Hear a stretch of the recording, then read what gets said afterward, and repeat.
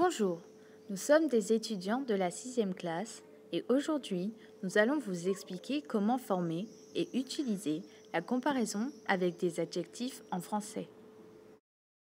En premier, il y a le positif, que vous connaissez. Évidemment, c'est l'adjectif en forme initiale, comme la robe courte. Ensuite, il y a le comparatif.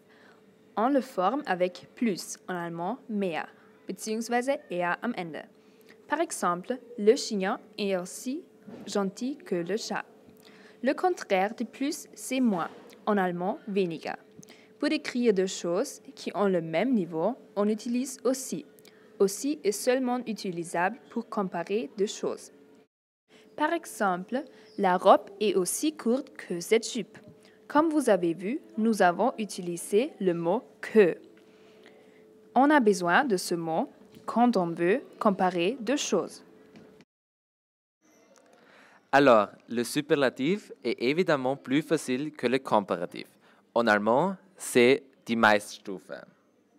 Nous allons jeter un coup d'œil sur cette grammaire qui est super important pour ton futur. Le superlatif est là, mais pourquoi? Pour faire simple, le superlatif est formé avec le les, plus, moins, plus adjectif. Lorsque l'on ne fait pas de comparaison, on l'utilise. Par exemple, quand une personne est la plus grande d'un groupe de personnes, on va utiliser le superlatif et dire « cette personne est la plus grande », soit en allemand « diese Person ist die größte ». Par exemple, « c'est le chien le plus gentil ». Bien sûr, nous avons aussi préparé des exemples. Ici aussi, une petite aide pour vous rappeler comment on forme le comparatif et le superlatif. Maintenant, prenez une feuille, un crayon, mettez la vidéo en pause et essayez de traduire ces phrases.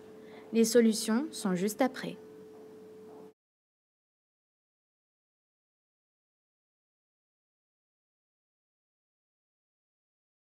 Les solutions sont juste ici. Mettez pause pour vérifier si vous avez eu juste. Merci pour votre attention, en espérant vous avoir apporté de l'aide. À bientôt!